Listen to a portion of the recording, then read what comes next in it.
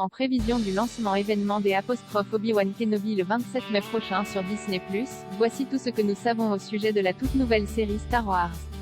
Après The Mandalorian et le livre de Boba Fett, une troisième série Star Wars en live-action s'apprête à faire ses grands débuts le vendredi 27 mai sur la plateforme Disney+. Obi-Wan Kenobi, centré sur le célèbre chevalier Jedi, verra ainsi l'acteur écossais Ewan McGregor faire son grand retour dans le rôle-titre, plus de 15 ans après sa dernière apparition dans La Revanche des Sith. C'est quoi cette série? À l'origine, le projet Obi-Wan Kenobi a été développé pour le cinéma. Censé être réalisé par Stephen Daldry, Billy Elliot, le long métrage n'a toutefois jamais vu le jour, en raison des résultats décevants au box-office du film Solo, A Star Wars Story, ayant également entraîné l'abandon du spin-off Boba Fett développé par Josh Trank. L'arrivée de la plateforme Disney+, et le lancement triomphal de The Mandalorian a rebattu les cartes et donné un nouveau souffle à la saga. Le succès rencontré par la toute première série en prise de vue réelle Star Wars a ainsi permis de faire revenir au premier plan les projets de spin-off. Le film sur Boba Fett est alors devenu le livre de Boba Fett, tandis que le long métrage Obi-Wan Kenobi a finalement pris la forme d'une mini-série.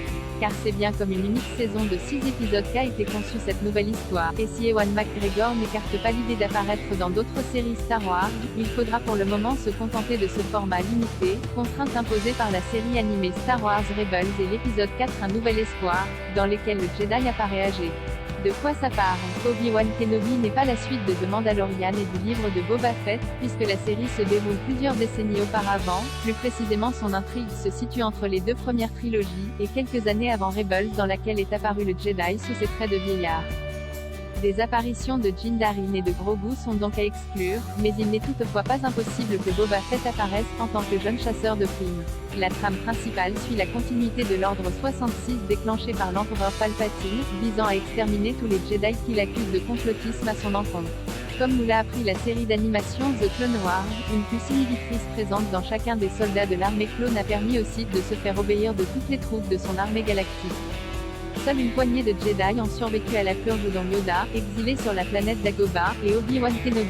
Réfugié sur Tatooine, ce dernier s'est fixé comme ultime mission de veiller sur Luke Skywalker, le fils de son ancien padawan Anakin Skywalker devenu le Seigneur Noir Dark Vador. À ses yeux, le jeune garçon pourra apporter l'équilibre dans la Force et devenir l'élu, à condition de suivre une formation Jedi. Une décision contestée par l'oncle de Luke, Owen Lars. Outre la présence de Dark Vador, et celle présumée de Palpatine, la série accueillera deux méchants de marque, bien connus des fans de Rebels, le Grand Inquisiteur, ancien Jedi passé du côté obscur, officiant comme bras droit du Seigneur Noir, accompagné de la troisième sœur, équipé d'un nouveau type de sabre laser à système de garde rotatif. C'est avec qui, la série Obi-Wan Kenobi n'aurait pu voir le jour sans Ewan McGregor. Après avoir entretenu pendant plusieurs années des rapports difficiles avec la prélogie, le comédien écossais s'est peu à peu réconcilié avec l'univers de la saga, tandis que les 3 films préquels ont été réhabilités par une partie des fans. C'est d'ailleurs en se déclarant prêt à reprendre le rôle de Kenobi lors d'une interview qu'Ewan McGregor a fait naître dans l'esprit des équipes de Lucasfilm l'idée d'un spin-off consacré au personnage. Un autre acteur emblématique de la prélogie sera également de retour, puisque Dark Vador sera à nouveau interprété par Hayden Christensen, plus de 15 ans après sa dernière apparition dans le rôle dans La Revanche des Sith.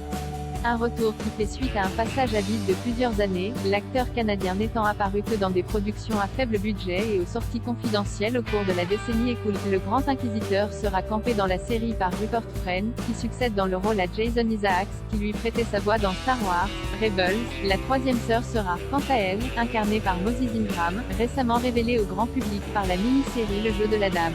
Enfin, plusieurs acteurs de la prélogie feront également leur retour dans des rôles secondaires. C'est notamment le cas de Joel Edgerton, Owen Lars, et de Bonnie Piesse, Beru, l'oncle et la tante de Luke. Également présente au générique de la série, Geneviève O'Reilly revient en Mon Mothma, rôle qu'elle avait déjà incarné dans La Revanche des Sith et le spin-off Rogue One. Les futurs projets une saison de Obi-Wan Kenobi n'est pas à l'ordre du jour. Néanmoins, des spin-offs dérivés de cette série pourraient voir le jour, afin d'explorer l'histoire de personnages secondaires de l'intrigue, ou des méchants comme Dark Vador ou le Grand Inquisiteur. Ouvert à l'idée de jouer à nouveau Kenobi, Ewan McGregor ne pourra toutefois pas apparaître dans n'importe quelle série Star Wars, mais uniquement celle qui se situe dans la même temporalité, l'après-guerre des clones, comme par exemple Andor. Le préquel de Rogue One attendu pour la fin de l'été. Hayden Christensen sera, quant à lui, au casting de la série Ahsoka, vraisemblablement via des scènes flashback retraçant le passé d'Anakin Skywalker et de sa padawan Jedi Ashoka Tano. Parmi les autres séries Star Wars attendues ces prochains mois, on peut compter sur la 3e saison de The Mandalorian qui réunira à nouveau Din Djarin et Grogu, ou encore The Acolyte, dont l'action se déroulera 100 ans avant les événements de la menace fantôme. La série Obi-Wan Kenobi, à retrouver en exclusivité sur la plateforme Disney+ à partir du 27 mai.